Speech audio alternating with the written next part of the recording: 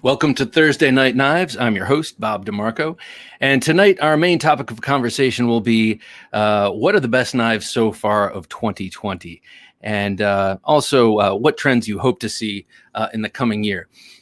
The reason this topic came up for me is I feel like I've been going backwards in time with my knife collecting recently. A lot of fixed blade, or a couple of big purchase fixed blades, and then hey Caleb, how you doing, sir?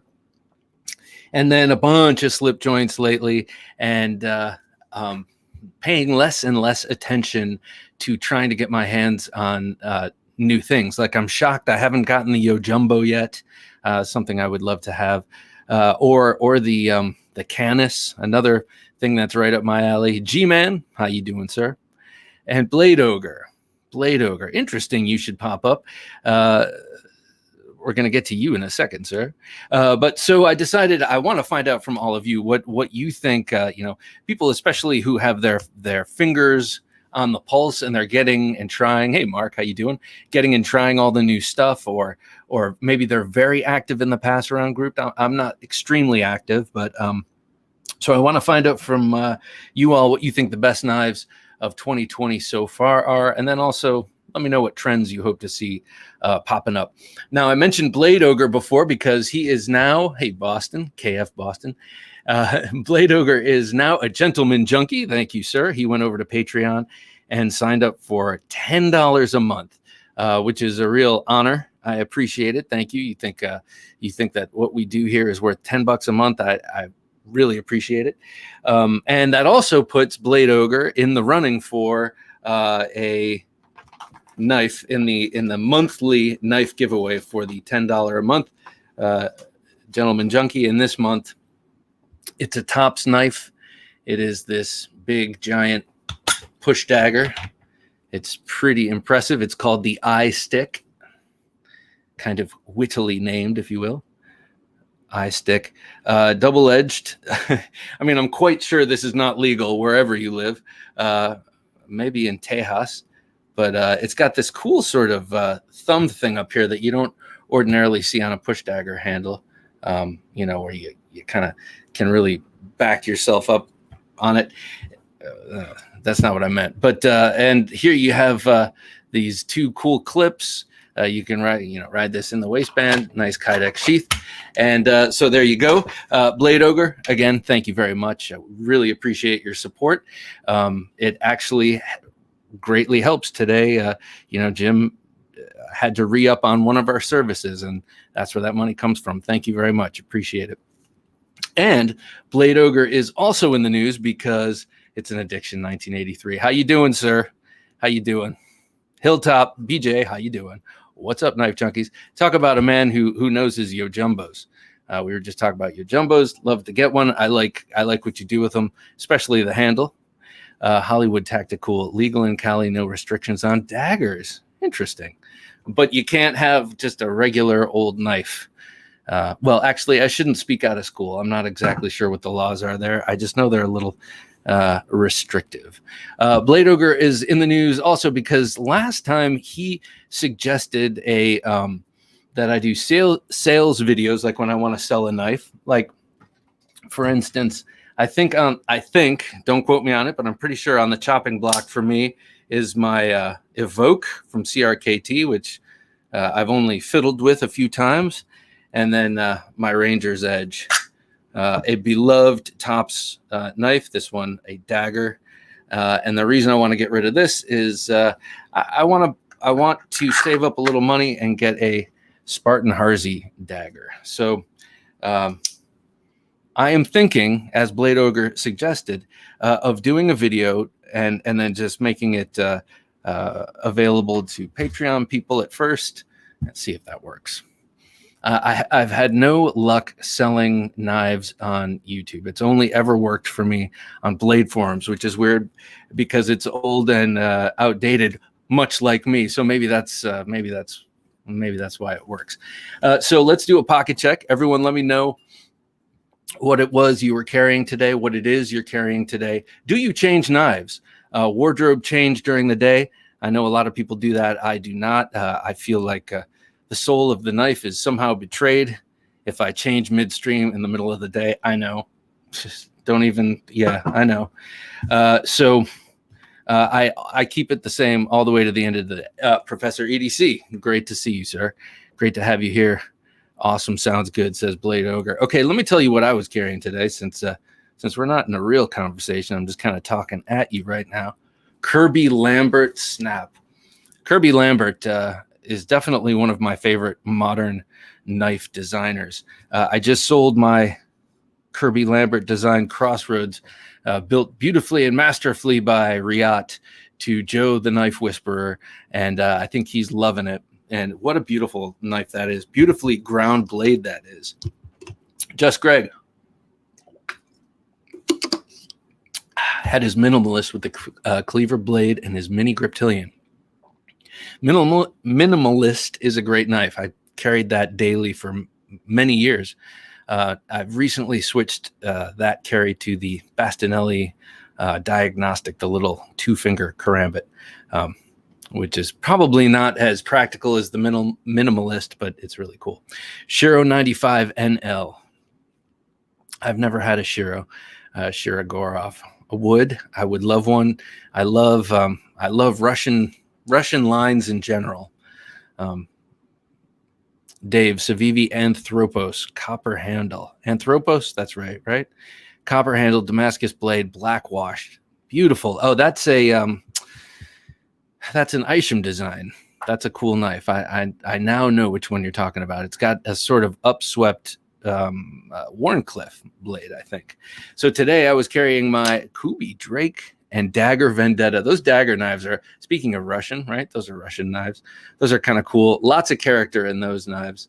As there is in this one, a very shark-like looking and very speedboat from the 60s looking knife. I love this thing. My attention to detail Mercantile Mark 1 with micarta inlays, natural micarta inlays, which I just think is really beautiful. I think that light is always turned up a little hot. Sorry about that. Nice inlay on the lock side. Beautifully ground blade, very thin, hollow grind, very, very sharp. Today I've been carrying it a lot, but today I actually used it for the first time on a couple of boxes, just cutting the tape. I mean, my keys could have done the job, but let me tell you, well worth the money, because I got into that box with style and panache. Next, I was carrying in my nerdy little pocket organizer with my pen and my cheesy flashlight, which will be replaced shortly by an Olight. But I was carrying this Rough Rider Barlow. As you know, I've been into Rough Riders and my slip joints recently. I like this Barlow design. I've never had a Barlow, and until I discovered Rough Rider and just kind of jumped in with both feet, because it's a very inexpensive venture, and you get to try out different patterns and different handles. It's a nice knife for $15.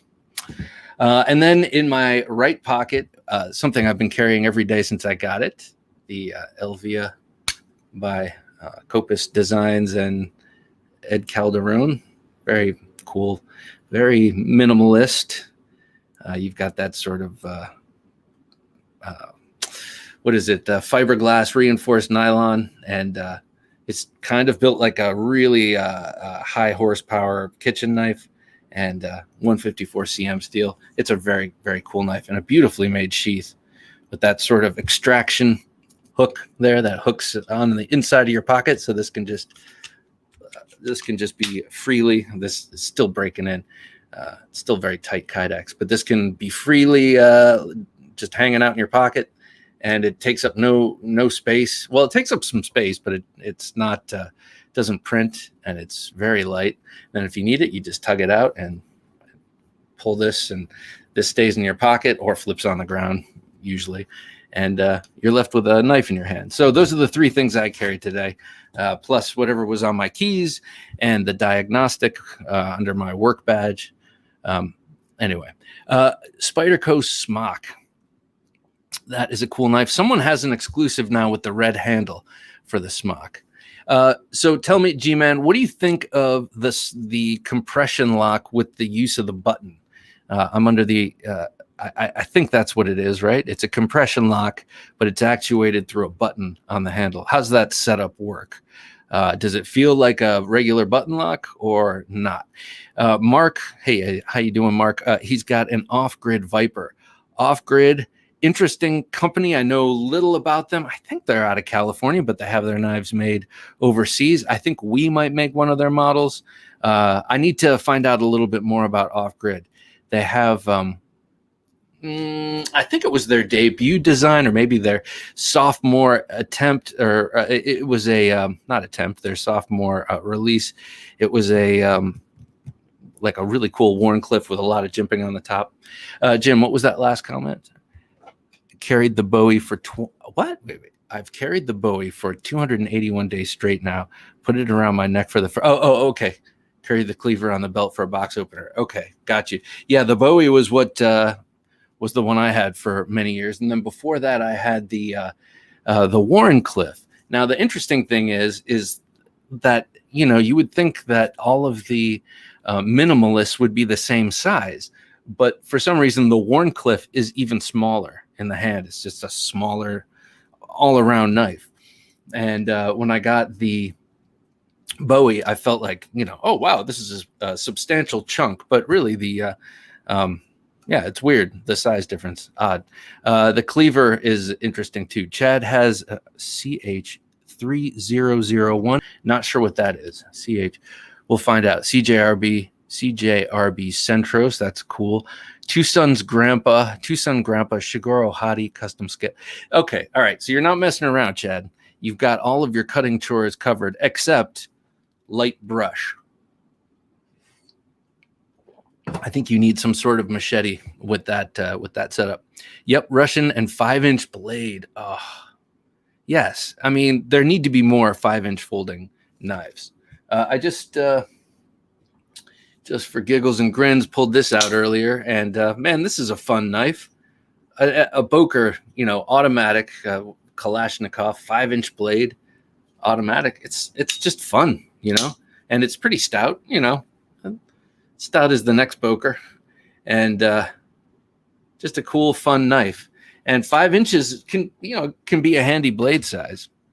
Kane, Pena Piper and Pena Trapper slip joint. Oh God, man, you're making me jealous, man. Especially with the Trapper slip joint. Though the Viper is cool too, but yeah. I'm very interested in talking to him. I would love to talk to him. I've been having a difficult time. Reaching him, but I would love to have Mr. Pena on the show. Flipping the CH Sultan. All right. This is why I want to have this show tonight where we talk about the best years so far of 2020. I feel like I'm a little bit out of touch. What is the CH Sultan? Should I know that? Probably should. So let me know.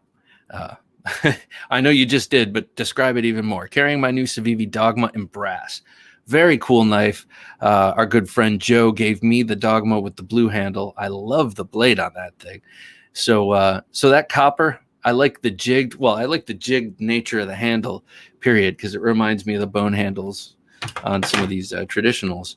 But the copper, I think they brush it. I think they paint it or coat it and then brush it so you get that relief. It's pretty cool. So something I've been doing, before I get to that, I just want to show you a little cool find. Be sure to like and subscribe. If you're interested, go to Patreon. You can sign up for a $3, $5, or $10 membership. If that's what it's called, patronage tier, and enjoy some exclusivity, at least in the timing of the videos. You'll see some things early. Okay, so check this out.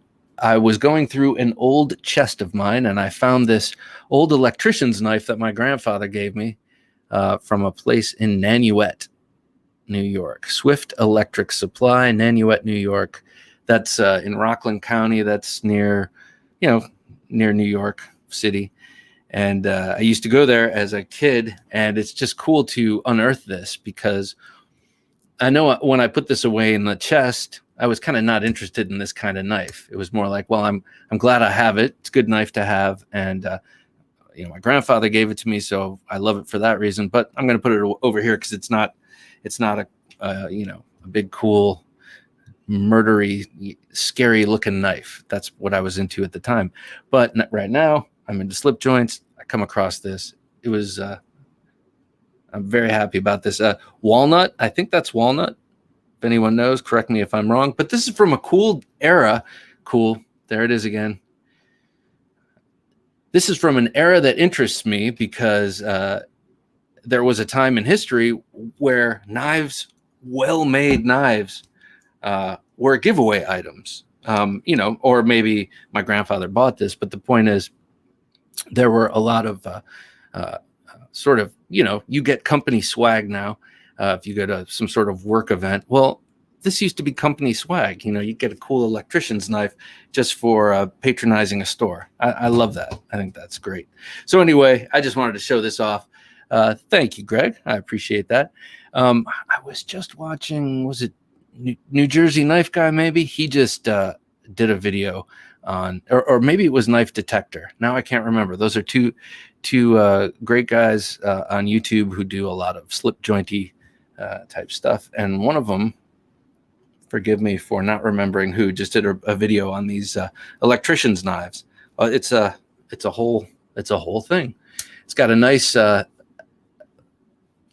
spear point blade with a great half stop, great walk and talk, except this is the only part that's disappointing. It doesn't snap back in, but I think once I flesh out the pivot area and just kind of work it in. But the great thing is it has this, it has the screwdriver second blade, and it has it's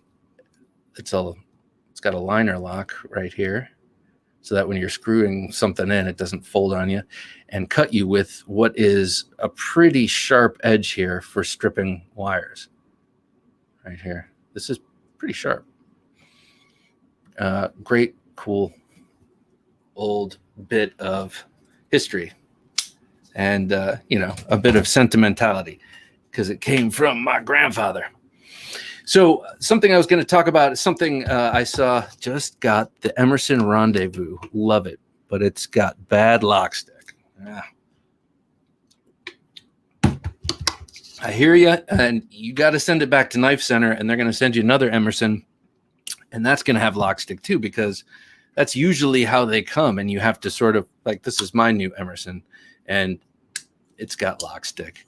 And this is, not something that is, frankly, that acceptable these days. But back when he started making his knives, there was a break-in period for a lot of different knives. I've experienced that. I'm experiencing that with this, and I'm feeling it break in nicely. I experienced that with my my Praetorian and the other Medford I had. And hey, Lindy Lou, how you doing? And it's the same thing with these, with Emerson's. That lock stick is brutal. And then one day, it's kind of like how I was with my multiplication tables. Man, I drove my father crazy. I think he thought I was like incapable of learning them, and I just couldn't get them. And then one day, boom, I had them all. It was the night after I slept on the book, put it under my pillow. Tim says, if you open the blade up with a small Swiss Army knife blade wedged between the blade scale and repeat on the liner side, and out a few drops of oil on either side of the blade. That's interesting. That is that's Tim's cure for this debilitating lock stick that you can sometimes get. Now, mind you, I haven't had that on every Emerson. For instance, I bought an Appalachian from Brian Slicey Dicey, and it was no lock stick whatsoever. I'd say about half of the ones I've gotten have been that way. And what I usually do is the pencil on the tang trick, a little bit of graphite, and doing that maybe 3 or 4 times, and over time that wears off, but also everything gets kind of slick, and then it's really not much of a problem. But I hear you, that kind of sucks, man. Lapping film for lock stick. Lapping film for lock stick. Lapping film. Okay, I don't know what lapping film is. That's what it is. All right, explain what that is, Robert, if you would, or if someone would. That was for the slip joint. Oh, okay. All right. So, all right, I'm gonna have to see. I'm gonna have to look at that again. All right. So you're talking about for getting this to snap back in a satisfactory way, because every other bit of the... Okay. All right. I will check that out. Thank you, sir. Much appreciated. So Patty's potato peelers from across the shock. Welcome, my little French fries. I don't know if you know him. You probably do. He's a great reviewer on YouTube from Ireland. He loves smaller knives and he loves knives, and he does great reviews and has a great personality and is really fun. And recently he was gifted a peanut style knife, and that's these tiny little jackknives. Jackknife meaning it's got the blades on the same side. And he challenged people who were watching to do everything for a week. He said, carry one of these for a week. And of course, I'm not going to carry just this for a week. But so actually, I started carrying this all week. And this is my little number 6 Pemberton from Great Eastern Cutlery with that nice natural canvas micarta. And I've begun to do as much as I can with it. I cut a bagel the other day, and actually it was a good bagel because that blade was not enough to reach the center. Was doing this mini slip joint challenge earlier this week. Yeah, it's a lot of fun, and it's just fun to have an excuse. I carried the Buck Solo. I keep a Buck Solo in my car. I love that little knife. But it's been a fun and interesting challenge. Of course, I have to have a bunch of other stuff on me, just because throughout the day I like to have different knives too. But yeah, you can pretty much do most of it with this. Lapping film is very fine sandpaper for polishing. A few swipes on the lock face and no more stick. That's awesome. Lapping film. All right, I better write that down so it doesn't escape this old mind. And I know I can go look that up, but I don't know. Lapping film. All right. That's awesome. Thank you, sir. Appreciate it. So what do we have here? Skywarp. How you doing, buddy? It's good to have you. Sup, Bob and y'all. We're doing well. We're doing well. Skywarp, our resident hinderer expert and obsessive collector. Let's hear from you also. Hinderer knives rock. Let's also hear from you, Skywarp, what the best knives of 2020 so far have been. I'm not exactly sure what those are going to be. But coming up later, best knives of 2020 so far. Before we get to that, I do want to talk for a moment about a couple of things happening in knives, and one of them is Benchmade. The discontinued Benchmade list came out, and there were some surprising knives here. The Contigo, the turret, the turret was born to die, if you ask me. The turret's kind of a goofy looking knife. Well, no, I shouldn't say that. It's not a goofy looking knife. It's super tactical looking, and they mess up the whole thumb ramp, where the thumb ramp meets the blade and the jimping, and they just bollocksed it all up. But the Contigo, what a great knife, and that's been around for a long time. That's like the supersized 940. They're getting rid of that. The Infidel fixed blade, not a big surprise. I would imagine fixed blade daggers aren't the most sellingest knives out there because they're not the most legalist knives out there. The Anthem, I was surprised by that because that is their integral, as it says here, $300+ why don't you click on that, Jim? Click on the Anthem. Let's see a picture of that sucker. But this is their premium integral titanium knife, and maybe it's just too expensive to produce because they have to get that whole first of all, it's got a ball bearing system in there, and then they have to get the axis lock and all the guts to that in there, but with that integral design. And but people seem to love that knife, so I'm surprised to see that one go. And it's also pretty pricey. So actually, maybe it's not priced high enough to be worth making it. I have so many other models. But also on the chopping block is the Proper.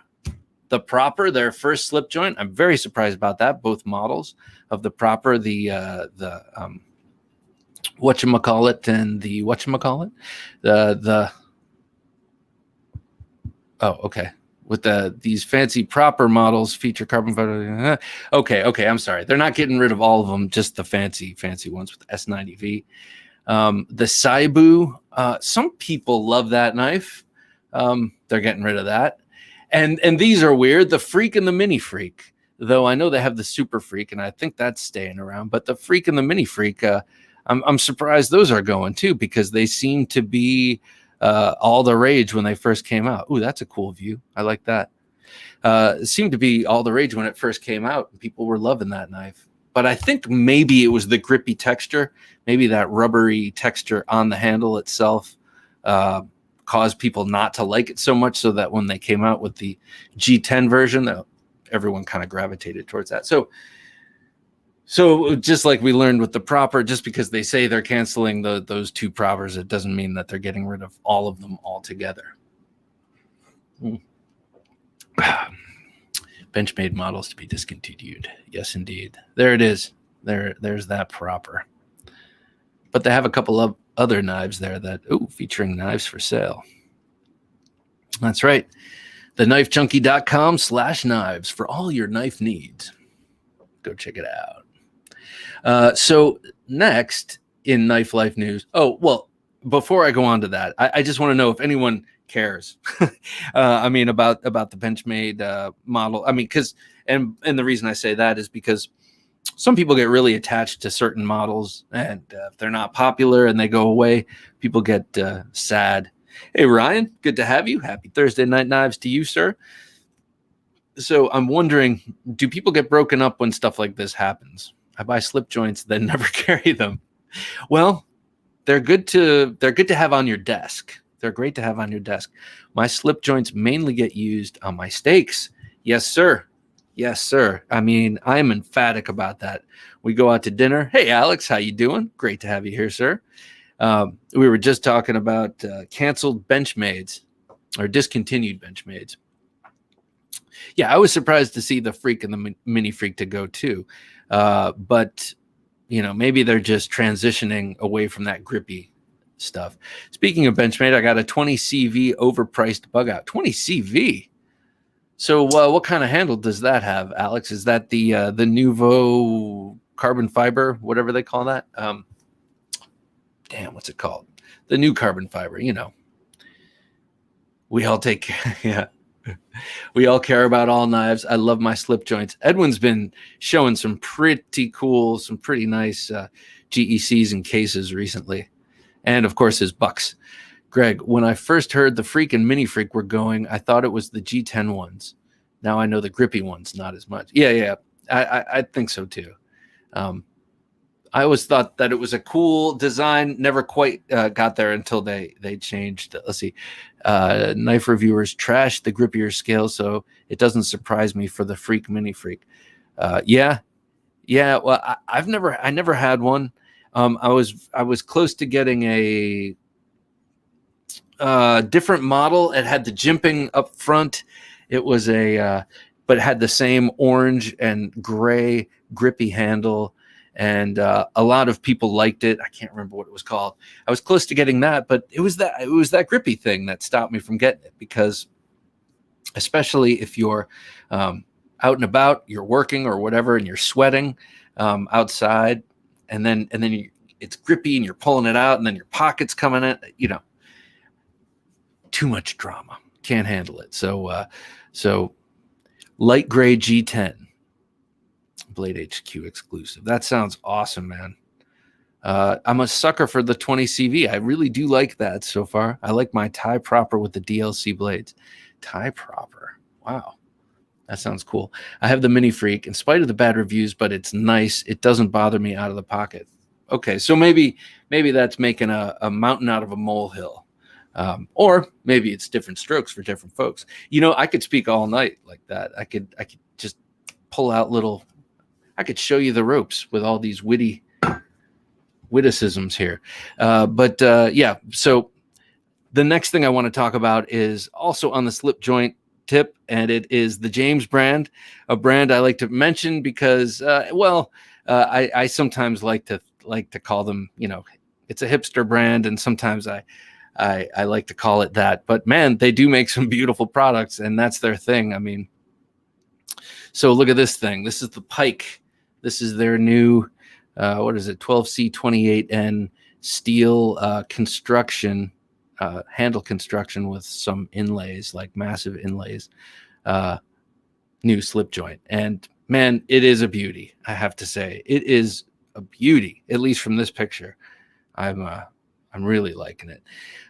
So what is it? It's, let me see. Let me pull up my stats here. Yeah, 12C27N, 2.3 inches long. So this is, they have announced, or not announced, but confirmed that this knife is sort of replacing the their other slip joint. This is called the Pike. This is replacing the County, a slip joint that came out, I think, only about a year ago.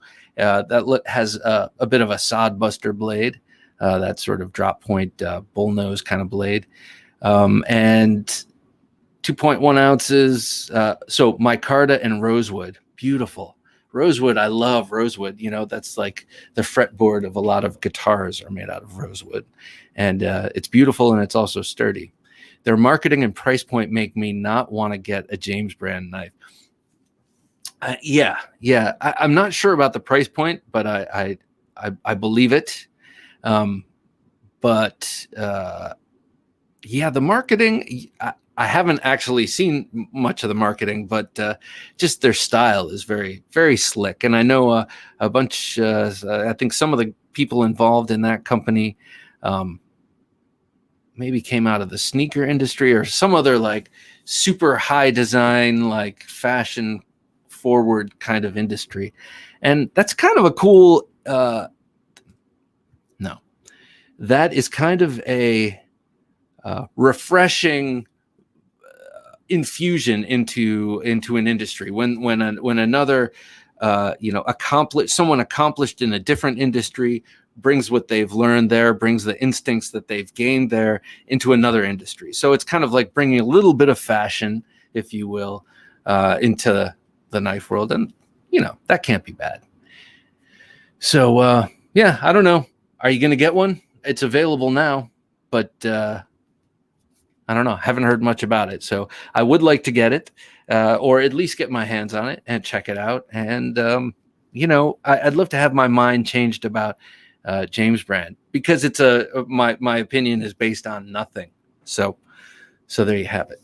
It's based on a feeling, the feeling you get when you walk down the street and you see someone with peg jeans, and you're like, that guy's too old to be wearing those jeans, But yeah, I want to check this out. Definitely. Excuse me while I break for a sip of water. All right. Well, thank you for that. Thank you for suffering my prognosis of those knives, or of that knife. And then I still would like to find out what people think about Benchmade, James brand, and then we're going to move on to a Grail call. I want to see, does anyone out there have a new knife, anything that they've gotten recently that they'd like to show off? Your state of the collection. Now, for me, in the past, week or two, I've gotten a bunch of slip joints, and I'm sure you're sick of hearing it. I showed this off last week. I think I showed the Big Daddy Barlow off. I got this little guy, but these are all my current. Okay.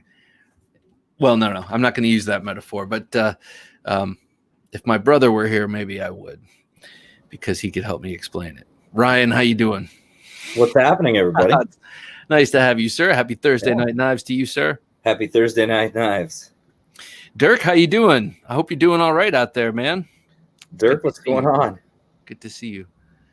So, or good to know you're there. I can't actually see you. So, Ryan, what do you have, sir? You have I did a live unboxing a little bit earlier today. I've been doing a lot of IGTV stuff recently, just live streams of whether it's unboxings or maker spotlights or different things like that. Next week, I'm going to be trying to do a couple of Meet the Maker segments, which are impromptu interviews, which will be kind of fun. On IGTV, so that'll be pretty cool. But I I can't even speak because I was so excited and revved up today unboxing this. And I don't know if anybody saw it or not, but this thing Ooh. is unbelievable. And I mean, as soon as I got this in hand, it truly shot right up to, a top spot in my collection. So this is a Jonas Iglesias mini Bowie. So it has that Bowie clip point blade and the scale Tanto profile. I mean, that's the elephant in the room, man. That it's a Tanto Bowie. It's a Bowie Tanto. It's a Tanto Bowie, yeah. Select. So zirconium clips, Zirc backspacer, titanium liners. He does custom pivots, of course. That's blackened titanium. Same thing with the thumb studs. And then he uses black Rich Light is the handle material. So what's Rich Light like? Rich Light is most similar to micarta, but it is a synthetic material made from recycled paper. And it comes in all finishes and stuff like that. It's mostly used for the fretboards of guitars. Oh, interesting. I've got a couple of Larrivee acoustic guitars that have Rich Light fretboards. It's a very similar feel and hardness to ebony wood, but it's slick. So what Jonas does is he blasts it, and it gives it just enough texture. It's hard to make out on here, but there's some nice texture to it, so it's grippy, but not like hardcore texture. You can kind of see what I mean? How it's not like a sheer. Yeah. It has almost a little bit of, it's bead blasted essentially. So Greg wants to know if you bought it on the secondary market or did you have it custom made? So this was Jonas's last lotto piece that he lotteried in his Facebook group. I did not win it, but my buddy Clay, who owns eKnives, I'll plug him because I've been a loyal customer of his for years. I've never had better buying experiences from a knife retailer than from him. He sends this is a leather patch he sends. Ooh, nice. He always sends cozies and candy and Band-Aids. And I love the Band-Aid. What kind of lines does he sell? Is it all custom stuff? He's probably one of the largest Microtech dealers for sure. So big Microtech, big autos, OTFs, that kind of thing across the board. He does a lot of I see a lot of those twist ties, the Brian tie OTFs. He has a lot of Guardian tactical OTFs, but then he also has a whole plethora of other custom makers, and he also does his own consignment as well for people that want to move their custom stuff. But he also is a Chris Reeve dealer, so he sells CRK. Nice. He gets Alliance Design stuff, Wingman EDC stuff, a lot of the stuff, higher tier production stuff. He doesn't carry, I don't think, much by way of China necessarily, right? Unless it's done by Riat, like for Wingman or Alliance Designs or something. But Clay is the owner. It's a family business, and anyway, I'm a big fan. But check this out: when you get a Jonas Iglesias, it comes in like a, he has his own stamped with the wolf logo. Does a raven bring it? Yeah, man, it's right. It should always a handwritten. Whoa! As I throw it at the screen, always a handwritten, note from him. Nice. And whatever you call it, certificate of authenticity that comes with it, stickers and patches and stuff. Ooh. And look at this. Just even what it comes in, elephant leather. Oh God, elephant leather, huh? And his embroidered Iglesias name on the baby elephant, I hope. I don't know, man. All I know is it's awesome. So even this is a statement, right? Like it's just cool. Hold up the blade again, and I want people to chime in. What do you think of the shape of the blade? Do you like the mix of Bowie and Tanto? I think he nailed it. Personally, I think where the secondary point is for the Tanto is exactly where I would bring the belly if that were totally rounded. totally rounded off Bowie knife. I would bring the belly out to that tip and round it out towards. So I mean, to my eye, it's stunning, and I'm curious what other people think of this sort of amalgam of two popular blade designs. To me, I almost like it more than that big belly on a Bowie, only because there's a little bit more usefulness in EDC tasks to not having all the belly, but having a second point. That secondary point, like we discussed a few weeks back. That's right. That blade looks awesome. Dirk agrees. Yeah. I would love to see that in a even bigger. Freaking love it. So he does a 3.5 plus 3.7 inch blade length version of this, which is his normal Bowie. This is his mini Bowie. But and I have a couple buddies who have those, and they're spectacular too. But I should mention that this guy, AEBL, is the perfect blade choice, steel choice for him. It's a razor blade steel. It was made for Gillette originally. And he gets these grinds down. This is about between 3 and 4 thousandths behind the edge. Wow, geez. And then out here, it's about 6, and it gets to about 20 at the tip. I can't work with that. It's unbelievable. That's good. So wait. I have to mention this comment. Hollywood Tactical said in his usual defiant tone, putting a swedge on a Tanto makes it a hybrid. I say no, sir. It's not just the swedge. It is a clip point, and that's what makes it a hybrid. That's what makes it a Bowie. It's the curve on the top. It's a sweeping clip point. So even if there were no swedge on that, it would still, in my estimation, still be a Bowie, half Bowie, half Tanto. What was that from the Knife Whisperer? I would take that knife out for a date for sure.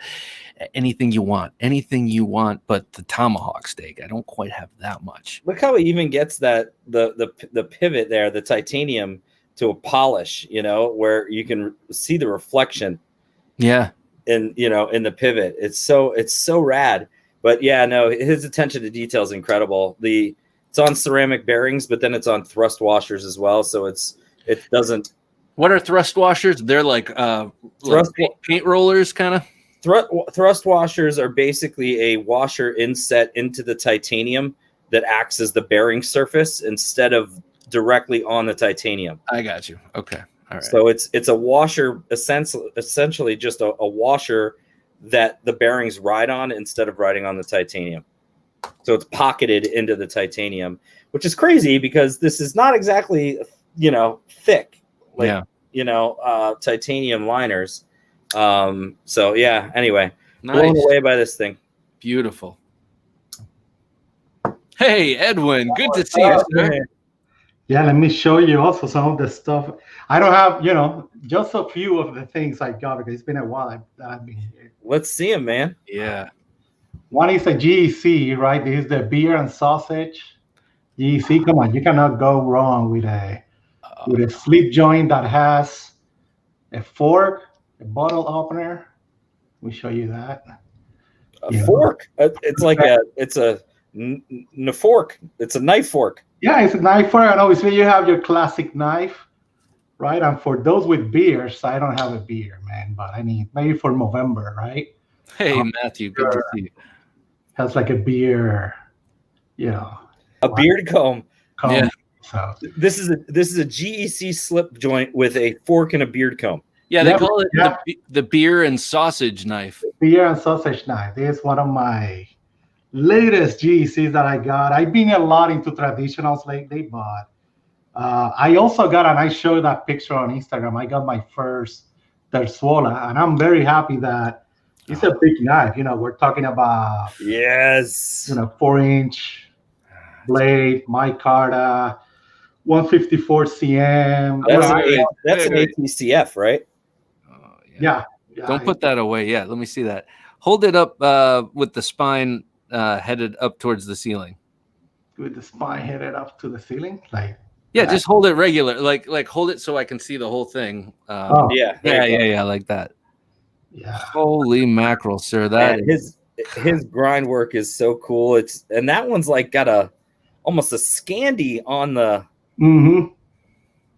Yeah, it's pretty crazy. I really love it. I definitely will get more from him. It's been a Uncle Bob, man. That great dude does not experience. disappoint.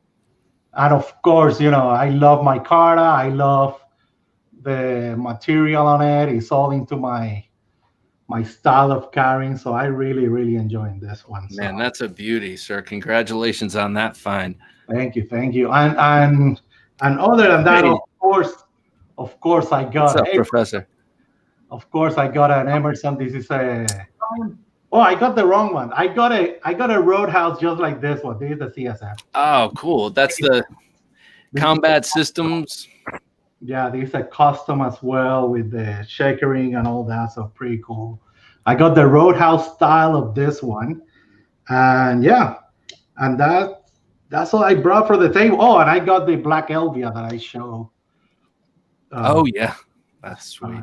Right, so it's just black and Elvia. That for me, in my case, I will tell you the GEC. This baby right here, I forgot the number. The GEC 23 is probably going to be my sleep joint of my best sleep joint for 2020 right now that I've started using a lot. And of course, I've been carrying a lot this little Elvia with my Carta handle, so that will be my 2020 as well. Okay.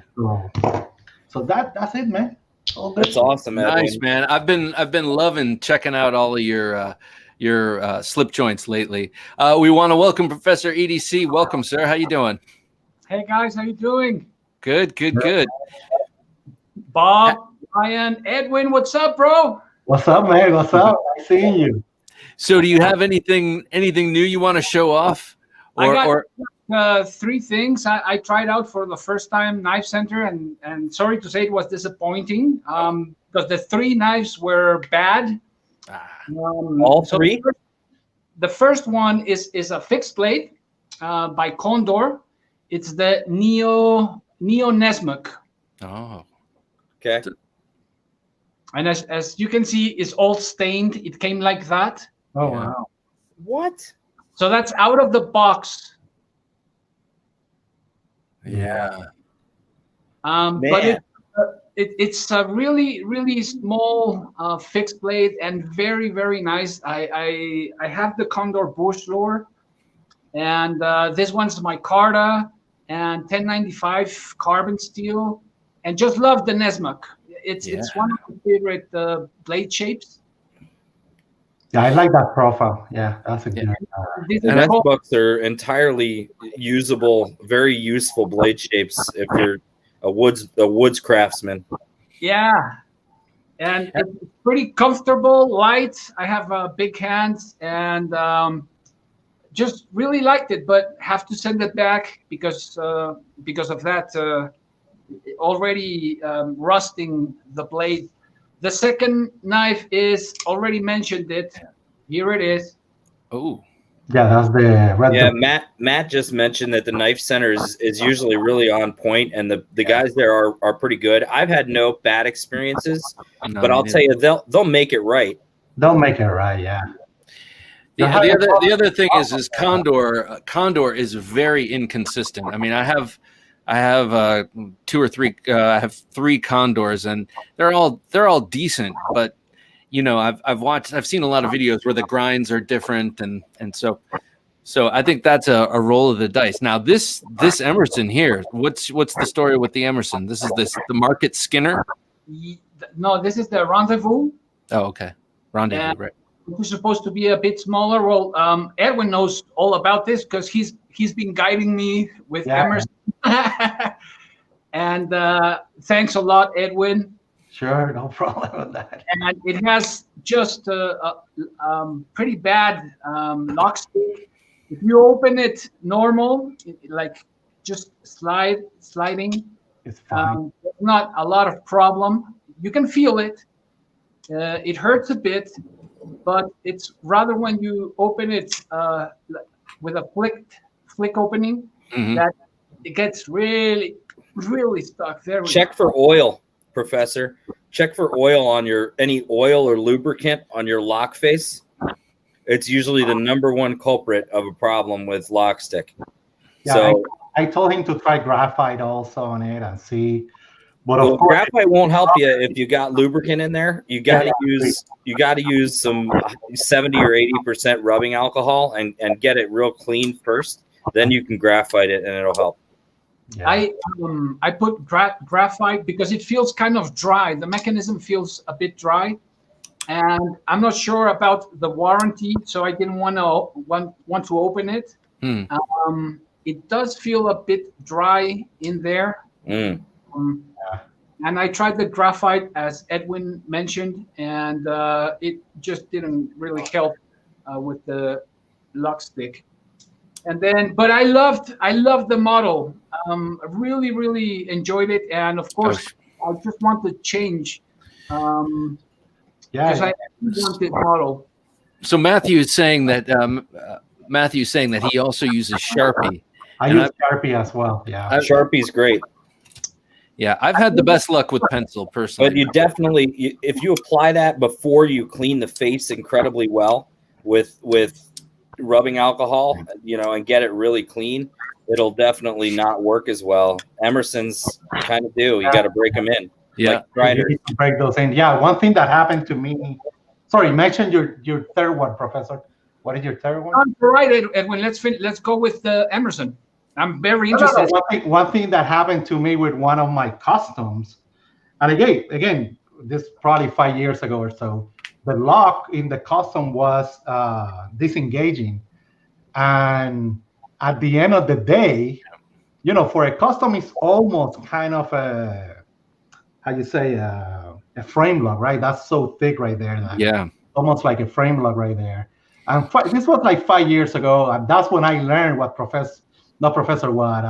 Spirited Blades is mentioning. It basically had oil on it, and it was just disengaging the lock up. As soon as I opened it and I dried the whole thing, it was perfect. So that was one of those experiences I had in the past with lock up faces and all that. But usually, the Sharpie worked for me as well.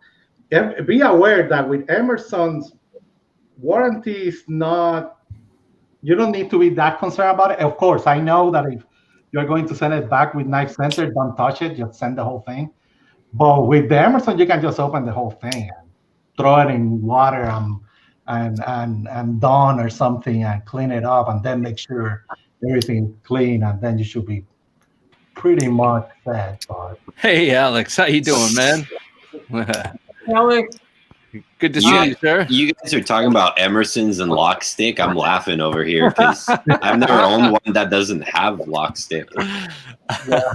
Except for the one I sold Bob. That one's clean, but that's a different knife altogether. Exactly. And I have an Emerson that I've owned for like 4 years, and I carry out pretty frequently, and same thing, it still sticks. It's just, and some people like that because you get that positive grip, so you think that lock's never going to disengage. So technically, some knife makers look at it as like extra adhesion to the back of the blade tank, right? Yeah. Like if you ask the Demko brothers, they like lock stick. Yeah. So does Mick Strider. I don't think he's like whatever. Well, yeah, but his lock face is like gummy after a while.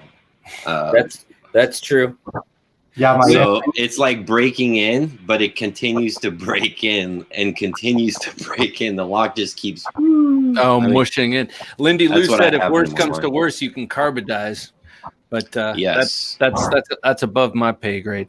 So Professor, show us your third knife before we check out what Alex brought. The third knife is a small swayback case swayback. And it's the varnish on it is just pretty messed up, and the shield on it is almost coming off. I've been hunting for this one for not some time, but just wanting to get one of these nice swaybacks. Yeah, and let me tell you, I got a Tony Bowes case, Tony Bowes swayback that I posted on Instagram, and I'm debating, Professor, as well on returning it because you have and maybe I'm spoiled with GECs and all that. Basically, the spring and the and the micarta. In that case, it's a micarta hand covers right there. You can see gaps in between the spring and micarta in both sides. And this is a Tony Bose sign thing. It's like, man, I don't know. And those are expensive. Those Tony Bose cases are in the hundreds of dollars. Yeah, so I was going to send it to warranty or just return it. Like, hey, okay. Case is hit or miss, and to me, the best thing about Case at this point are the covers. They dye bone beautifully, and they do some really cool commemorative stuff. But man, Case is really bad. Like that. Yeah. They kind of just been inconsistent because the other guy in the Sharp Talk podcast, Tom from Hosting Outdoors, he works at a shop where they deal Benchmades and a bunch of other different knives, and like he laughed at me because I got one of those assisted case knives. So it's got an assist spring, almost like a little switchblade, right? The kickstand, or a Kickstarter or whatever they call it, right? And so I bought one just to check it out, just for fun.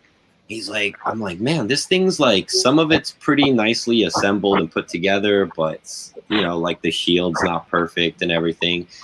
And I've owned a bunch of them. The case knives, it's you get lucky sometimes, and just don't count on it. That I like, but like this last Tony Bose one, I was really, really disappointed. I haven't returned it yet, but because I don't know if I should try the warranty process and record it and make sure that I have that documented just for fun, or if I should just return it right from Knife Center or Blade HQ. I forgot where I got it from. There aren't too many games in town if you want an American-made slip joint. Getting a GEC these days is catch as catch can.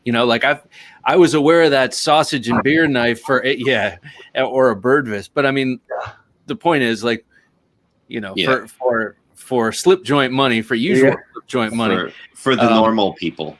For the rigs, but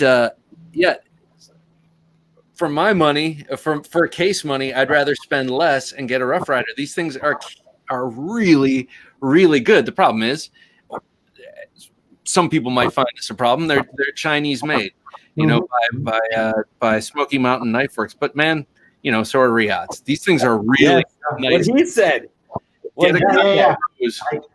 I might do that. I might get a custom Bose. Yes. I mean, a Reese or a Tony Bose. I mean, granted, or a Birdvis or something like that. Granted, you're spending a lot more money, but if you've got $600, or plus GECs or Tony or Reese Bose case knives, I mean, come on. At some point, you gotta try an actual Reese or Tony or a Birdvis. Because I'm telling you, if you're real slip joint advocates, there's nothing like the walk and talk on something like these things. Sure, but that is a premium luxury item, Ryan. That's true. And oftentimes, I don't know if oftentimes, for me, this part of the slip joint thing is the throwing it in the pocket part. Now, I do have a couple that you carry in slips. I carry them in slips, but that's ordinarily just to keep them oriented properly in my pocket. I don't like flopping all over the place. But something I do like is and probably try and hasten sometimes on my slip joints is the worn look, the pocket worn look, just like the knives you inherit from your grandparents or your grandfather, So I wouldn't be so quick to do that with a Birdvis. However, I would just gaze at it, and I mean, to me, that knife you were just holding is just so beautiful. Guys, ever check out Dunlop? If you haven't, you need to. Amazing slippies for $250. Dunlop. I like the sound of that.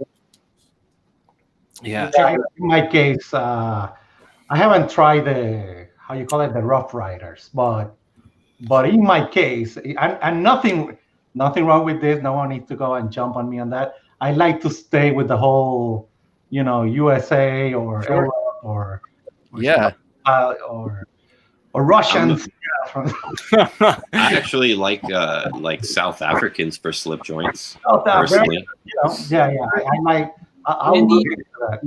What about Tice Mead's? Like, I think some of Tice Mead's stuff, I mean, they're pricey, but they're not like necessarily up there with Birdvis or Reese or Tony Bowes. They're probably in the, like, what, 400 range for a Tice They're Mead? more than that. Are they 400 or 500 Yeah, bucks? they're a little more than that. More in like the $600 range. I was pretty lucky. But like Willem Steamcamp is a great There you go. maker, right? And he's in the $400, Yeah, $350, depending on what you get. You know, like maybe $450 for a really nice one. Yeah, let me So, tell you, but- I was lucky on getting the VR sausage on a normal price at a normal dealer. Yeah. But these guys are going at 300. I know, it's ridiculous, man. I wanted that knife so badly, and I just missed all the Me drops. too. Someone, I missed who just made that comment, but someone wants to see the cotton sampler knife That's rad. in a modern. Yeah. Mike Ledford. I'd love to see this in a modern lock blade style. Well, if someone mentioned this last week, I think that this is just like a more of a teardrop shaped or abbreviated spay blade. It looks like the front of a spay blade. It's cool. It does. Hey, Bob, I have one question. So their stag, is that stag? Or? No, this is called, because this is a $10 knife, basically. Yeah. That's called brown stag bone. So that they take regular, shin bone from a cow, but they carve it and burn it in such a way that it looks like. It looks like stag. Okay. Yeah, it looks like stag. So That's cool, though. So They did a great job on that mini Persian you show. I don't know. How you this thing, the bow trapper. Yeah, I mean, they are. Say I were to go out and spend a pretty penny on a really nice slip joint. I would look at Rough Rider as a resource. If you're not looking to collect them or like them or carry them, they are a resource. Do I want to get a Trapper style? Do I want to get a Barlow style? What do I want? If I'm going to spend $500 on a slip joint or $1,000, whatever they cost, you can at least go there, buy a $15 or buy several $15 knives, feel them, see what pattern is what you want, and. Yeah, and I just saw Richard comments. He's right. I think Rough Rider is coming with a premium. Oh, yes. Yeah. Reserve. I actually brought a slip joint tonight, too. Let's see it. Let's see what you brought, Alex. All right. I actually really dig this thing. It's not that expensive, but it's kind of cool. It's the Lion Steel, was it the Thrill? It's got an integrated pocket clip that's spring-loaded with a little tab. Like you push, where is it? You push this little tab right here. Okay. And then it will spring out the clip for you. So cool. I love it. And then it retracts back in the handle when you're using it. Cool. Now, another cool thing, it's integral, which you never see, right? So the spring is the back of the... Yeah. Oh, that's really and cool. it's all titanium, M390. It was $200 for the titanium one. I think the aluminum one, which is still integral, was like $119. They're using all M390, right? Yeah. Who cares if it's soft? I don't even care. Is it a little soft, or does it, like, who cares? Whatever. Well, like steel nerds say it's soft. I don't it's kind of. Let me tell you. It could be baby soft M390. It's still gonna be fine for a slip joint. I mean, Thank you. Can you hold that up? Can you open it up and hold it up? So that's beautiful. That blade that's such a cool, modern, stylish take on a traditional spear point. The clip innovation is beautiful. I just thought it was a really cool modern innovation for kind of a classic pattern. I can close it one-handed because the spring's not too hard, and it's got that really cool integral sound, right? So when you snap this thing closed, you can hear it. It has like that ring, which is kind of cool. Yeah. So yeah, not bad. Yeah, and I had a great experience with my two Lion Steel Navaja ones that they're like, those are cool. Those are cool. I love those too. I have no problem with it. You talk about the Gitano? The Gitano. Yeah, I love that. That's a cool one. I have that in the wood, and I so rarely buy anything in wood, but man, that blonde wood was so knockout. So Alex, what do you think are the highlights of 2020 thus far in terms of knife releases? Ooh. I don't know, man. I haven't been. Like in general productions, are you asking about all production stuff? Yeah, well, I mean, whatever your take is. I'm just curious because as I was saying before, like my collecting has gone backward in time recently, so I haven't been paying too much attention. I haven't been lusting after anything real recent or modern lately, so I'm just kind of curious what people are thinking are the best things coming out. So let me tell you, my opinion, like I mentioned, in the whole tactical ninja thing, the Elvia, man. Every time I post about the Elvia, I get 10, 15 questions on my DMs about it. And when is the next run? And Emerson have done 3 runs already, and they still trying to catch up with it. It's crazy. But again, in the whole ninja tactical back-handies, stuff like that. Yeah. Elvia has been a huge hit. I think I'm with you. Dirk says that's a slippy I might actually like, Alex. Does the pocket clip actually work though? The 70% of the time. Spring-loaded clip didn't really work well. 70%. Does that mean the other 30% of the time you have to kind of like reach around with your hand and grab the pocket? No, you just basically wiggle the button, right? So like sometimes you'll push the button, and if you don't push it hard enough, it'll only like partially deploy. And one thing I want to fix with it is kind of the amount of space it gets up at the top, but you still get a decent amount of ramp. It's just you got to rely on making sure that you're pushing this hard enough so you go all the way down, because otherwise the tip kind of goes inwards. Oh. So. Well, in a way, on this style knife, that's a gratuity. It's like, hey, Cameron, how you doing, man? Good to see you. You can't expect everything to be perfect 100% of the time, right? And it's a clip that's there just in case you need a clip on your slip joint, but ordinarily that sucker's going to live in a slip. It's a luxury. Yes. You're right. Yeah. The HEA Designs Falcon is beautiful, man. Who was just carrying one? Maybe it was Slicey Dicey or Nick Shabazz. Someone was recently posting their shot of that. That is a cool looking knife. Did the Para 3 lightweight come out this year? No. Yeah, I think it wasn't did. That last year, the lightweight? I think it was Was it 2019? Well, I know that like the one I got in Rex 45 as a sprint came out this year, and that thing is awesome. The little the one that you were showing last week with the new clip on it, and the Para 3 lightweight and Rex 45. I mean, that thing just cuts and cuts and cuts and cuts and cuts. It's awesome. I was thinking it's good. And so, Professor, what are you seeing as some of the best 2020 releases? That's kind of tough, but I would say I would go with companies, and two that keep on surprising me is first of all, Great Eastern Cutlery. Man, they're getting strong, and they're just they have to sort out the way they're going to release their for next year, I think. But in matters of success, Great Eastern Cutlery is just awesome, and I just started collecting decks, and I have 3 or 4 that I was able to get. Oh, nice! They're fantastic, really. And that's one company, and the other company would be CVV. It surprised me how sharp those things are, how thin behind the edge they are. Yeah, and I mean, there are things I can argue about CVV as like talking about the essence of the knife and how it lacks. They're just mass produced. Lacks soul. Exactly. In a way, it's understandable. It doesn't take quality away, and the thinness behind the edge, and it's just a fantastic knife.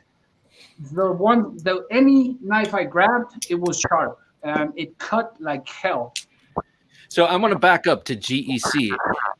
They are on they are in a weird place, and I can't say I'd want to be where they are, because they're producing these knives that are in high demand. People love them, and one of the reasons they love them, part of the reason they love them, is the soul that's imbued in them. They're made on 100-year-old machines, and that's their biggest problem. They can't keep up with demand doing everything on 100-year-old machines.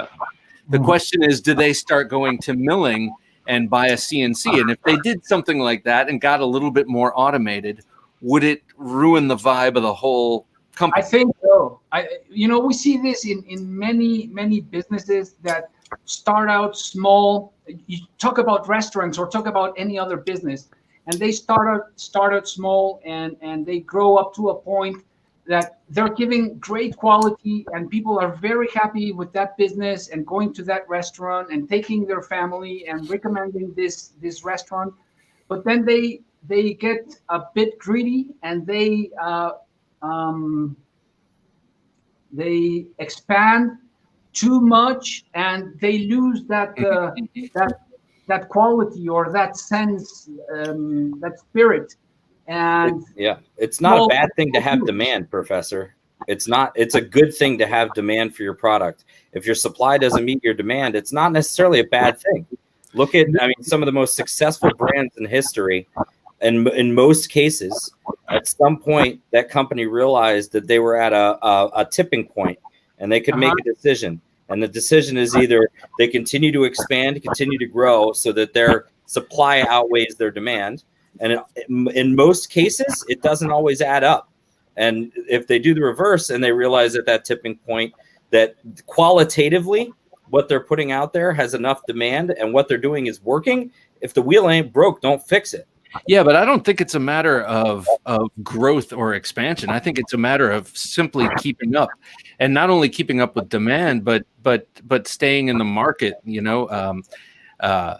So I know that there is a very I know with GEC in particular, there is a hard talent retention problem. You have to take people in and then train them on these old machines and these old processes where they're not going to be going anywhere else and using that. So, there's a buy-in that employees have to have. That's one thing that they did, right? They announced several months ago is that they made that drastic decision of stopping of doing third-party contracts, right? So yes.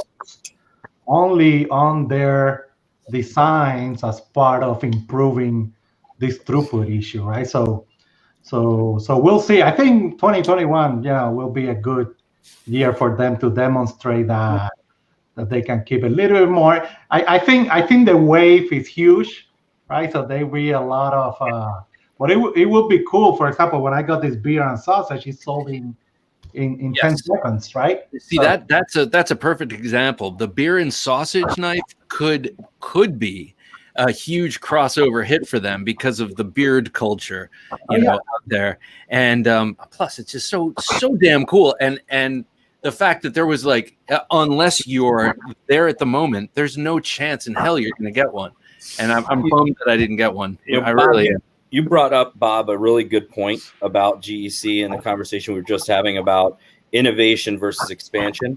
And, and I think that I'm not going to go back on what I necessarily said, except for the fact that I think you're right, that in this case, there's nothing wrong with bringing in modern engineering to a point, as long as the qualitative part of their business is not lost. Right. So if they're able to maintain the same feel and with their product, it's the same thing as a knife maker making it from a bandsaw versus using a water jetted part. Right. And there's nothing wrong with using water jetted parts. It's going to expedite and help you meet the demand that you need to meet. And the same thing would go in this instance. There's no reason I don't think that they should not use CNC, but maybe it's only for a part of what they're trying to put together that'll save them enough time to meet up to their demand. Right, like cutting out blade blanks or frame blanks or something like that. All I know, I think you guys are all taking this way too far. Just let them do what they do and enjoy, right? Well, for me, all I can say about Great Eastern Cutlery is that they've been extremely innovative all over the years. They always figure out a cool new material. They always make a nice new design, and they always keep it to like a clean traditional pattern. So whatever they're doing, it works. And I think they should keep doing whatever they're doing. They're doing a great job. It's got that warmth in the hand. It's Hey man, cool. I really hope it works, because I love their knives and I want them to be making them, you know, for as long as I'm buying knives. I just grow concerned when I think of it, you know, because You know, one thing I want to do is that I hear that you can go to their factory and they will give you a tour. If you go there, they'll give you a tour and show you the process and all that. You just need to show up. So let's see, maybe 2021 we can do that. So the two companies that I think, just like GEC, because I agree they're crushing it, right? But another two production companies that are doing awesome things in 2020 were ProTech for one, and Riot for the second, particularly with a lot of their offshoots for custom makers. Yeah, so I agree with that. I think the combination of those two and what they're doing, I think they both have recipes for success in 2020. ProTech does a great job of balancing handcrafted machines, says Mr. Beyond And the Beard. ProTech's only 20 minutes from my house. That's awesome, Alex. Have you gone? Yeah. I think I'll drop it. to check it out. Yeah, they offered me a tour. So eventually, when I can get a weekday off. Come on. Like their Yeah. Malibu design, I think, is one of the best of 2020. Yeah. Yeah, I brought out 3 knives I purchased in 2020, right? I'm not going to spend a whole lot of time on them because I think everybody knows what these knives are. Riot's work with Chavez. But I kind of really like this thing. Oh, the the new Banter? Wee Banter. Is that the Banter? The Ben It Banter? is. Yeah. And, you know, I love Ben, you know. As a matter of fact, when I review this knife, you better believe you guys know how I'm going to open it. Yeah. Right? What is up, guys? That's probably the only time I'll be allowed to say that. But, man, what a cool little simple knife, you know. It's like almost priced like a Civivi. You know, it's got, you know, all nice, simple things, but it functions really well. It's smooth. It's literally like, I don't like that term disappears in the pocket because to me, nothing really does. But this comes pretty damn close. We like Riot, man. They're crushing it. I want one of those that you just showed, Alex. I got to buy one of those. And then I also want to buy that new Matt Christensen Thug. Oh, God. Yeah, that looks cool, too. Awesome, man. That's awesome. I did get this. I know this is, I got it the second it released. This is the new 20 CV bug out.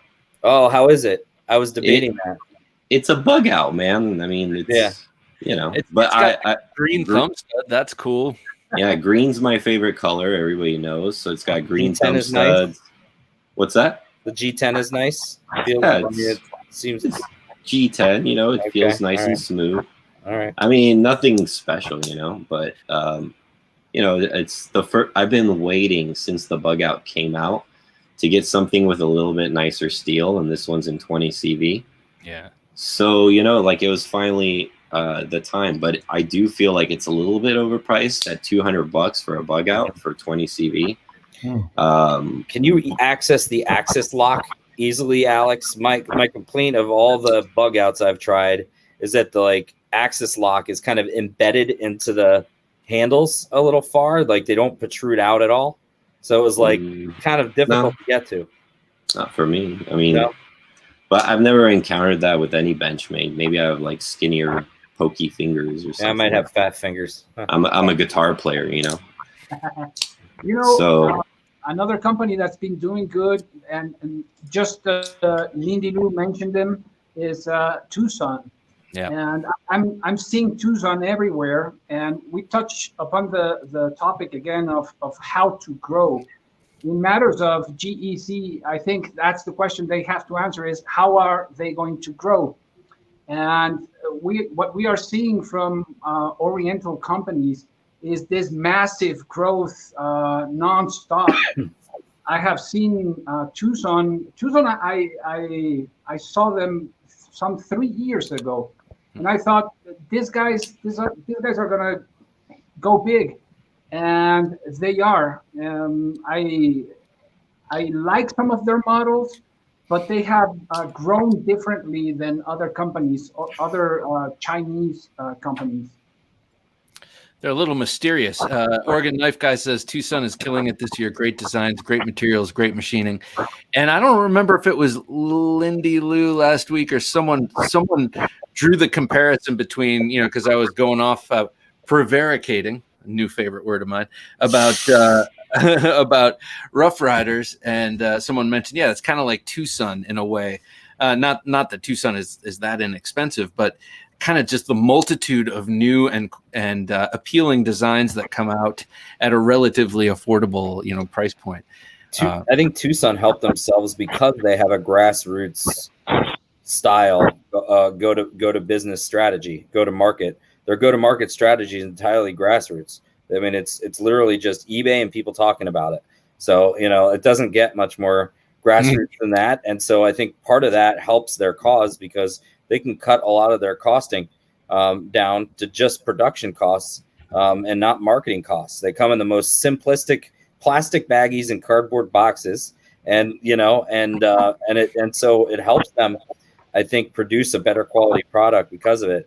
I just did a Neves Knives video where he was showing me, I was guessing the prices of a bunch of Chinese budget stuff and other budget knives, basically being a custom collector. And it was really amazing to me what some of those Tucsons cost and what I would actually probably have paid for them. I think the only thing I wish Tucson did differently was have more simple names and codes, because there's so many damn numbers and it's a little goofy. I think Derek is getting confused, right? With all this. I think the only people who did the numbering thing, the closest thing approximating a successful numbering system was We Knife the first couple of years. Or Benchmade. You were going to say Benchmade ZT. has the 9. Actually, ZT, yes. Because, I guess. I remember all the numbers with ZTs for some reason. If it's in the 400s, it's an Emerson. If it's in the, I just think they need a better way of determining it, because nobody necessarily knows they're using Chinese designers like Jelly Jerry or whoever, and they're not common names like some of the historic makers in the U.S. that were attached, like Ernie Emerson or whatever. So it's harder, I think, to put two and two together.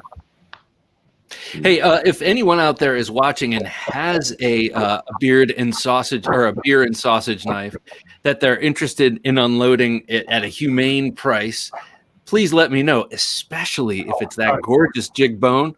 But I'll take anything. And as you can see, I'm growing out my winter shag here, so I'm going to need that beard refuse tool or whatever they call it. Refuse. I will take another month, but hey, we're All right. So, anyone, before we get to the knife fight, does anyone here have any trends, anything they want to see happen in the coming year? I don't know why I'm on this year thing. I mean, we're not even near the new year, but I figured if we're talking about best knives of the year so far, what do you want to see in the offing? What do you want to see coming up here in the near future? So I want to see. Well, you go. I want to see. Let's see how this Emerson Autos goes, right? I think that's right. Tomorrow I'm getting the little one that they just released, and hopefully they create more, right? The Commander, a CKC7, stuff like that from them. So the biggies, yes, yes, sir. And thank you for your generous offer to loan me one when they come in. I will be really interested in checking that out. That'll be very cool. Alex? I want to see stuff more like this. I really enjoyed this knife. Yeah, the skiff is awesome. The skiff drifter at $825 is unreal. I mean, the tolerances and everything, and the customer service is really amazing. How much, Alex? What's that? How much did you say? $825. Cool. So, and it feels and looks more expensive than that to me. I was going to say, it looks like it feels amazing in hand. Max says, has Tucson steel and blade materials been tested or proven? The jury is still out, I think. Yes? Yes. I recommend you go see the YouTube steel testers. Probably Gerald from Outpost 76. Yeah. He's your steel guy. He's tested a lot of them. Okay, a lot of the Tucsons. Yeah, and their M390 is pretty damn good. Cool. Professor, what do you want to see coming up in the upcoming year? Ooh, Best production. more knives. All right, I like it. I like that. I want to see a little. I know it's hard for these companies, but I do respect, and this is a touchy topic, but culturally, the Chinese go about things, and this has been for millennia. They go about things. They honor something when they copy it, and they copy to perfect the ability. This is something that is cultural in the Chinese. I understand that. I do not like, how do you say, clones. I don't support that market, but I understand how they go about things in that cultural sense. I would like to see these Chinese companies slow down and show us their creativity. Yeah, sure. That's Show us their essence, because they are doing good. Their quality is good. So now I'd like to see that essence on their behalf. I have to say that's an interesting thing you say, because a company, and I don't remember their name now, but a company reached out to me to see if I wanted to check out 2 of their new knives, and one of them was a total ripoff of a De Villiers knife, the Pocket Butcher, and then the other one was a ripoff of Matthew Christensen's Brute. And I was like, no, I don't want to check these out. And by the way, like, your knives were designed by 2 hardworking, two hardworking knife makers in America. I know De Villiers is in Florida, but the point is there's some guys who make their money off of this design, and you're just pinching it, and making it look cheesy. You're taking these designs and turning them into cheese. So no, thank you. So I see what you're getting at. Ryan, what were you trying to say? Well, I think, going back to what Professor EDC was just saying, I want to see, and one of the ways I think China, like Riyadh and we are currently doing, one of the ways they can express their ability to manufacture and craft in a high quality manner for a good price, but also pay homage to the makers, is by continuing to do. I'm not saying that these are, but Tom Mayo has one of the most exciting models for 2020 coming out this year. It's coming out soon, and it's a Wingman EDC project, and it's his medium TNT, and it's going to have it's a dual opener, and it's going to be epic. And they're doing it all kinds of great. I can't wait for that. That's the one I'm looking forward to the most that's going to release this year is a Wingman EDC Tom Mayo TNT, medium TNT. So it'll look just like this. It'll literally look just like this, except with contoured scales and different material like fat carbon and G10 and different stuff like that. And that's Riyadh and Tom Mayo in collaboration working together, right? Tom Mayo is being paid for his design work and stuff with Riyadh to come out with that design. Matt Christensen is working with We, right? And I want to see more of his designs in 2020 and 2021. More of the makers able to, and I'd love to see some of that move to the United States. So that's just like Caleb was saying. Like to see. Caleb Townsend commented he wants to see more American OEMs open for business, and I agree. And we've talked about that a lot on this show. We have. There's room for it. I know it's going to be a difficult road in terms of costing and your cost of goods and stuff, but I'm sure that it can be done. Just a matter of American willpower to make it happen, and ingenuity. and I know it can happen. So I'd love to see that happen. I know it won't happen this year, but at least this year, more of our great designers in the United States and abroad working with the Chinese to make sure they're getting paid for their intellectual property. Let's start there, and then let's get them made here in the United States. Yeah. I agree with Max here too. The Chinese companies flood the market with too many knives. It's like and yes. Also, so many of those designs are beautiful, appealing, and interesting and innovative, or at least new. But you get option paralysis. You go to the what's new on Blade HQ, and it's like, oh my God, 50 million new artisans came out. Speaking of artisans, Mike Emler's Sea Snake is coming out soon. I'm looking forward to that. Cool neck knife. So it's about time to get onto the knife fight, and I'm interested if anyone here in this 5-panel, 5 handsome faces here, if anyone has any interest in Swiss Army knives or Leatherman tools, and feel like defending either. Edwin. I see you guys. All right, Yeah, Edwin. See you later, man. Thanks for joining us, sir. No problem. See you guys. Good I've night. got both. Take care. I own both. I like both. I use both. Okay. Professor, would you like to jump in and debate Sir Ryan here? I'm going to let my good friend continue and enjoy his. Don't leave me. I'm gonna enjoy both of you guys' knowledge and just watch you and learn from you. All righty, sir. Alex, what are you defending? Leatherman or Swiss Army? I'm watching too. It's you two. All right, I guess it's me and Ryan. I don't feel like defending nothing, man. They're both great. Okay. All right. So Ryan, you get to start first, but you also get to choose what you want to talk about. I get both. All right, since you did that last time, I guess I'll do it. I will go for the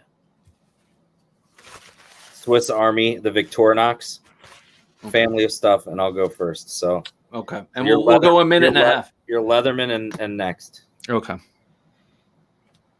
Go. All right, ladies and gentlemen, proud to represent the Swiss Army knife.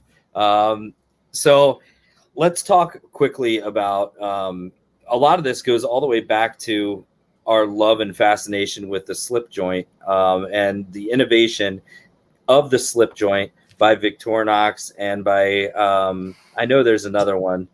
All right, I'm not going to waste time thinking about it, but there were a couple that I grew up with, right? And the Victorinox is a small package. It's priced well, and it offers a whole lot of convenience as well as the tools necessary to get the job done. It's not an excess, although it can be if you get like the champion models and all that ridiculousness. But as far as a tool that you can throw in your pocket, it takes a licking and keeps on ticking. The things don't break. The only problem you ever have, or I've ever experienced with a Victorinox, is losing my toothpicks or the tweezers. Outside of that, they just function. The steel is good. It's easy to sharpen and easy to hone and easy to work on in the field. And I've been able to fix anything I've ever needed and cut anything I've ever needed to cut with a very simple tool. And the Victorinox is what I've done it with. And the great thing is today, all I really keep from Victorinox, and it does everything I need to do, is the Classic. Classic is a good one. And well done, and you brought it in right on time. Greg says both. Nobody wants to face the beast. But I'm going to do it right now, Matthew. Shing. All right, Alex. See you, man. All right, so thank you, ladies and gentlemen. I'm honored to be a member of this forum. And I would like to start with a tip of the hat to the Swiss Army knife. I love historical knives. As you can see behind me, my my den is festooned with them. I think there is a great part in history for the Victorinox, the Swiss Army knife. However, things have moved on, and daily tasks, and the kind of work people do today has gotten more and more demanding and challenging. And so I posit that the Leatherman tool set is the most robust and the most construction site ready, if you will, for such a small footprint in a tool.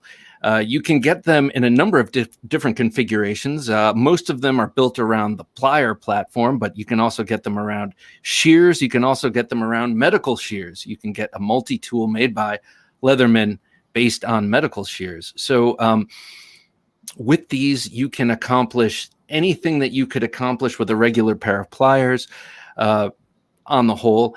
And plus, you have the rest of the tools. You have files, you have locking blades, you have screwdrivers of all ilk, and wire strippers and other kinds of things packed into a very small, very sturdy and durable package. And not for nothing, but if you ask most special forces guys out there what kind of pocket knife they carry, they'll tell you a Leatherman. They're not going to say Swiss Army knife. They're not going to say Emerson, probably. They're going to say, I carry a Leatherman, because I only have so much room to carry so much weight, and it's got to be the Leatherman.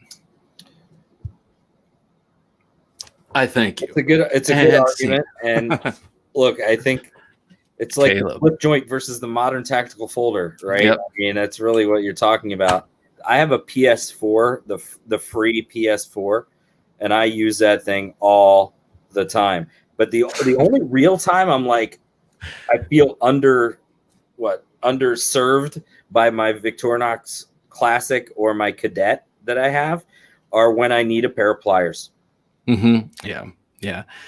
I mean, actually, I prefer a Victorinox just because, I always have a Leatherman close at hand, but I never ever carry them. They're too big, and the reason like I said, the only reason I go specifically to grab them, and I keep them nearby.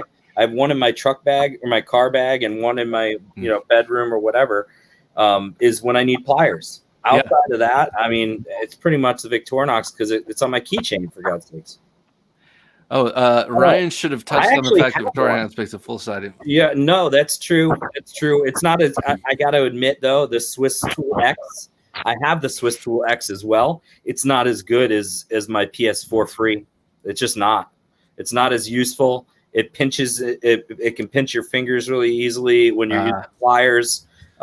It's just not as good, and you can't access all the tools from the outside quite as easily as you can with the PS4 free. Matthew said it was a good knife fight. I think most people are. What was that? Problem with Bob's logic is that Victorinox makes multi-tools, and according to the reviewers, Swiss Army knife multi-tool pliers far superior to any Leatherman. Well, we just heard differently from someone we trust here, Ryan. So yeah, I mean, I grew up. My family's business is electrical contracting, so I know my way around using a pair of pliers and messing around with the wiring of my house and stuff like that. And I would go for the Leatherman 10 times out of 10. I got nothing. I was about to say something and I had a senior moment. Oh, what I was going to say is I think most people, as someone mentioned, maybe it was Matthew, but most people start their knife collecting with Swiss Army knives. And oftentimes that's the first knife they get. Yeah, Leatherman is a great way to go for full size, carry a wave at work. And if I was a military man, to your point, Bob, that was a great point. Because if I was a military man, I would do the same thing. Yeah. Hey, I just sent you an email, sir. Welcome. Good to have you. We were Ryan was just showing off your knife, and actually, we just had the knife fight, and it's about time to dip. Yep. But so who won? I this is going to be a hard one to judge because people have emotional connections to both brands. So. Yeah. Professor, you're the judge, man. You're in here. You're the judge, the jury, and the executioner tonight, brother. Who won, Professor? You got your own Chiron there, man. You put me on the spot. You got to pick. I won't be offended. I like both brands. I do know for a fact that in Europe, Leatherman isn't working well. There are a lot of complaints from a lot of people, but if we talked about just what each one of you said, buddy, you know, I love you, man. But Bob won this one. Yeah. Okay. Woo! Nice work, Bob. I never win the knife fight. I never win at Uno when I play my daughters. Swiss Army brought us. I would agree tonight. You won the knife fight if I was a voting man. Awesome. Thank you. Good work. Redeemed after so many disgraceful losses. All right, guys. Well, I think that's it for me. And I'm so glad everyone showed up tonight. It was a fun gathering of eagles here. And well, I want to thank Professor EDC. Thanks for dropping by. I also want to thank Edwin, our good friend, Callow PR. And I also want to thank our good friend, Alex T from Alex's Knife Box. And you can check out Alex's Knife Box on YouTube and Instagram. Same thing with Edwin, Callow PR on Instagram. And have a good night, Matthew. And YouTube, Professor EDC, same. Ryan, Spirited Blades on Instagram, killing it with his live movies recently, his IGTV. And follow him. He's awesome. So much knowledge, so much to learn. Bye, G-Man. That's right. That is right. Ryan knows his stuff. But I think we all have our lanes, and man, it's great to have all these resources around us. Lindy Lou, have a good night. And everyone else there, have a good night. I want to say for Jim, working his magic behind the switcher, and for myself, Bob DeMarco, have a wonderful night, and don't take dull for an answer.